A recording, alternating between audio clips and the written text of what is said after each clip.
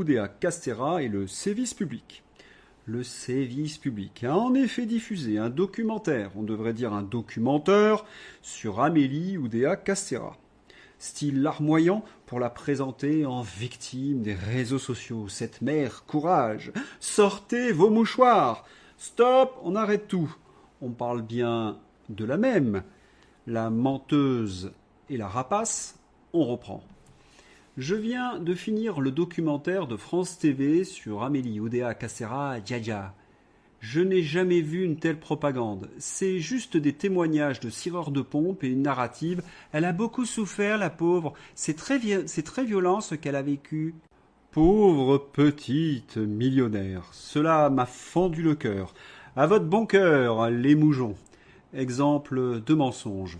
Dans ce document de France 3, Amélie Oudéa Castéra prétend aussi avoir eu raison lorsqu'elle avait accusé l'école publique et le problème de remplacement à l'ITRE pour justifier son choix du privé Stanislas. C'est encore un pur mensonge, pourtant si facile à vérifier. Un article de Libération où les statistiques du rectorat avaient donné tort à l'ex-ministre.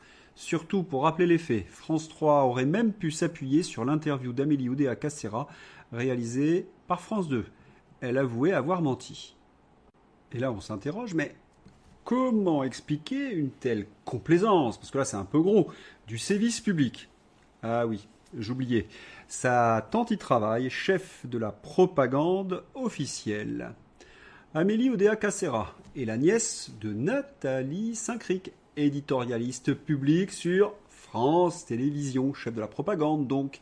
Donc la nièce de Patrice Duhamel et la cousine du journaliste politique Benjamin Duhamel.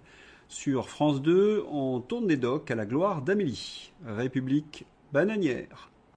Tout s'explique. S'il y avait eu de vrais journalistes sur le sévice public, ils auraient rappelé qu'Amélie avait une spécialité sous Emmanuel Macron. Nous prendre pour des crétins, nous faire avaler n'importe quoi. Ces bobards d'ailleurs sont devenus cultes. Par exemple, sa baignade dans la Seine. Elle est bien accompagnée. Voilà, on va suivre ça. Voilà, c'est vraiment l'image. Ouh la glissade. Ça commence mal. Ça commence mal. Voilà, fallait que ça arrive. La glissade. Là, elle boit la tasse. Révélation accablante sur la qualité de l'eau de la Seine alors que des centaines de personnes se baignent. Elle n'a pas été bonne une seule fois en ce mois de juillet 2025. Amélie a donc participé à cette vaste opération de propagande pour inviter les Français en 2024 à se baigner dans du pipi de rat et des excréments infectés d'E. coli. À ce titre, on aimerait connaître le taux en 2025 d'infection à l'E. coli de tous ces bobos baigneurs parisiens. Enfin, cette mascarade grotesque, il ne faut pas l'oublier, a coûté la bagatelle, oui, une bagatelle de 10 milliards, dont 1,4 milliard rien que pour les Jeux Olympiques. Et ce qui est stupéfiant, comme dirait Emmanuel Macron, c'est qu'Amélie s'est spécialisée dans la propagande des Jeux Olympiques, mais une propagande fondamentalement niaise. Dja. J'aime bien Dja, j'aime bien Doudou, j'aime bien SMS, j'aime bien IP. L'ex-ministre Amélie Oudéa Castéra a demandé et a obtenu 9 000 € par mois pour devenir présidente du Comité national olympique et sportif français. Une fonction que de précédents titulaires avaient tenu à exercer gratuitement. Après Dja, voici Amélie Bléblé. Ah, il ne faut pas se tromper. Derrière la communication niaise et les mensonges, vous trouvez une redoutable rapace, une macroniaise. Souvenons-nous, Amélie Oudéa Castéra a touché un salaire annuel brut de 500 000 € en tant que directrice générale de la Fédération française de tennis entre mars 2021 et mai 2022, incluant une prime d'objectif de 100 000 €. Cela équivaut à environ 356 000 € net par an.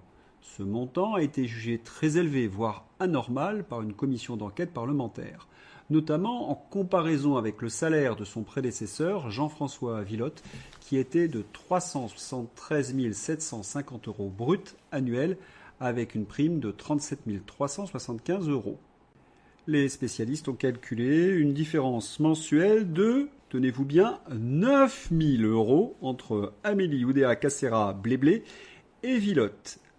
Et bien évidemment, une partie de son salaire à la Fédération française de tennis était payée par nos impôts, contrairement d'ailleurs aux affirmations d'Amélie Oudéa-Castéra, la menteuse. Et en plus, Amélie Oudéa-Castéra a touché 53 000 € en parallèle de son salaire à la Fédération française de tennis. Et puis, il faut ajouter que son mari, Oudéa, est l'ancien patron de la Société Générale, millionnaire. Dans ces familles, on ne pense pas, on compte. Voilà ce que les journalistes, les vrais journalistes, auraient dû rappeler aux Français sur le sévice public. Oui, s'il y avait encore des journalistes. Comment s'étonner dans ces conditions que les membres du gouvernement soient détestés, du jamais vu. Seuls 9% des Français font confiance au gouvernement Bayrou pour gérer l'économie du pays. Là, vous avez quand même une concentration de champions de classe mondiale, des tocards estampillés Macron. Mais quelle brochette, mon Dieu, une brochette de menteurs, d'incapables, de mise en examen et de spécialistes du conflit d'intérêts. Cela fait peur, hein. De quoi demander l'asile politique à la Corée du Nord. Et pendant ce temps-là, le chef du gouvernement, François Bayrou. Lors d'un déplacement à Rochefort, Charente-Maritime, François Bayrou a été interpellé par une citoyenne au sujet de l'affaire Mataram. « Vous êtes complice des agresseurs sexuels !» lui lance-t-elle. Celle-ci a ensuite été évacuée par les forces de l'ordre. « Vous aurez des comptes à rendre !» On est, je crois, dans une situation inédite dans l'histoire de France. Nos dirigeants perdent les élections les unes après les autres, mais ils sont toujours en place. Ils n'ont pas la majorité au Parlement, mais ils gouvernent quand même. Ils sont détestés par les Français, mais ils refusent de démissionner.